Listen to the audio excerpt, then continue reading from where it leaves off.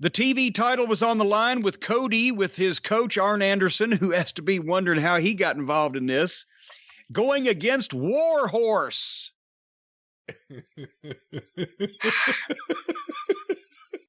Now I have to laugh. I'm sorry.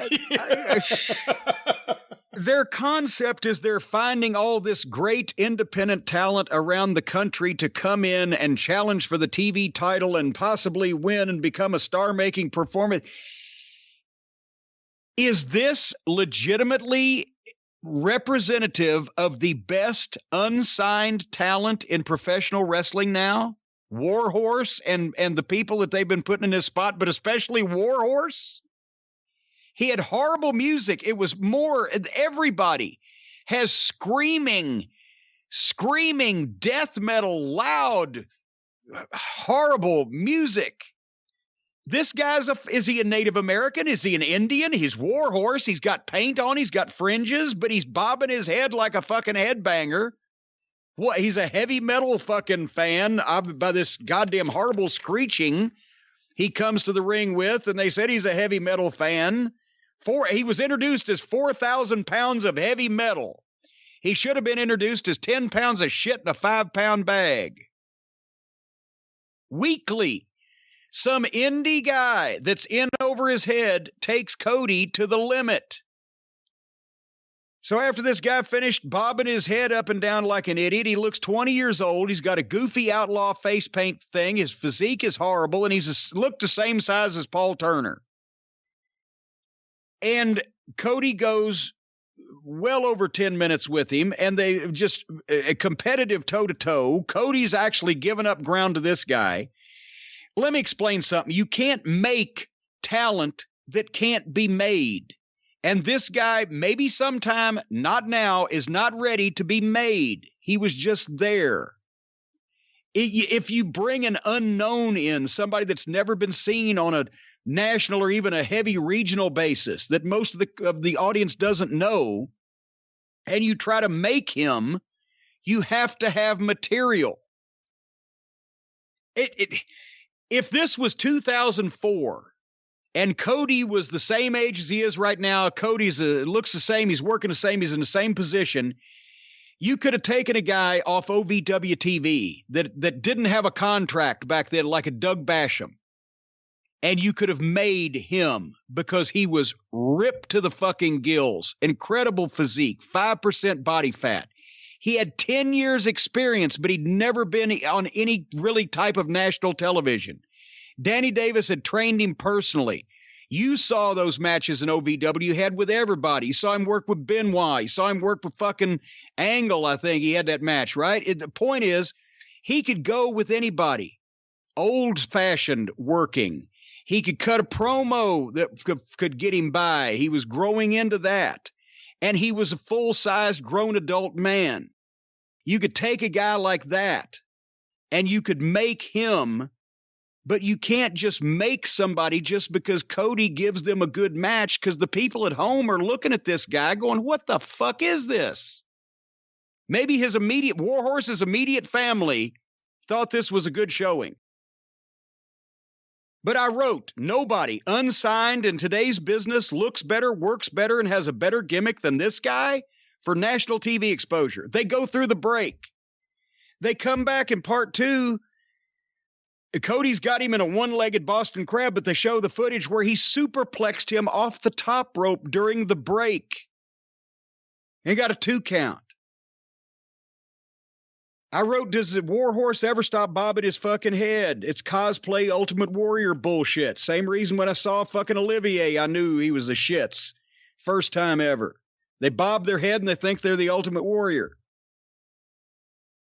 Warhorse did hit a nice elbow off the top rope and got a 2 3/4 count on one of the executive vice presidents and the probably closest thing to a homegrown star this company will produce.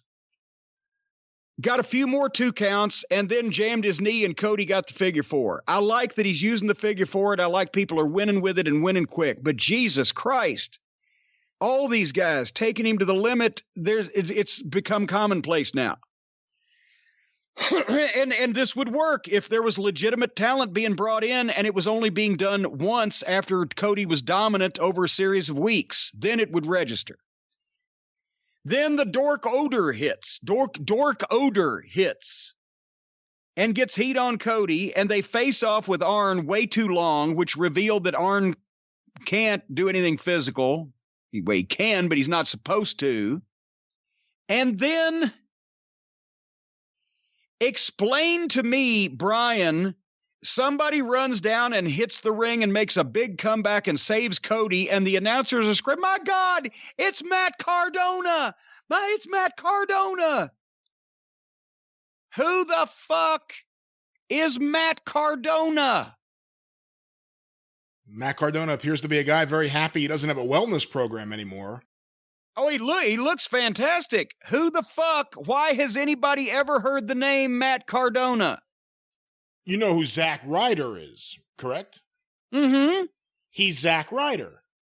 Okay. Who was never really the greatest in the ring, but to his credit, a guy that got himself over through his own YouTube videos and through what he was doing in the ring, you know, at least to the fans there for a while.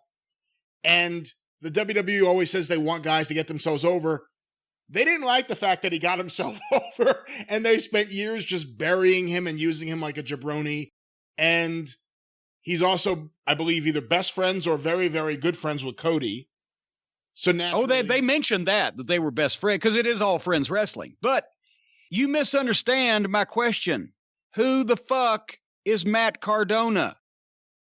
If you mean, did the announcers explain who he is and why he's there? No, nothing was said other than a name that no one had ever heard on national television. Imagine if you went to a concert and you went to a concert featuring, give me an artist that you would like. Sebastian Bach. Okay, well, there you go. Sebastian Bach is singing. And suddenly he introduces his special guest, Reginald Dwight, everybody. When Elton John comes out, they might pop, but they'd be confused why they're calling him Reginald Dwight.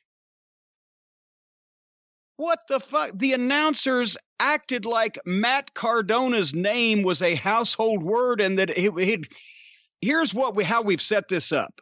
This guy's big debut. Cody has had a way too close match with a job guy that nobody's ever heard of. Then, once he's won barely, the most egregious of bad underneath tag team gimmicks jumps him and gets less than 30 seconds of heat on him. And then this guy just runs out and makes a save, and the announcers are screaming, "It's Matt Cardona! Matt Cardona's here!" A name that nobody has ever heard of. Without saying, "My God, he doesn't even work here." Well, that's Matt Cardona, but he used to be on TV for another company as Zack Ryder. You can say that. That's reporting facts. Then somebody might fucking know besides the people that already know. You know what? The people that already know, they're already watching. Actually, not even all of them are.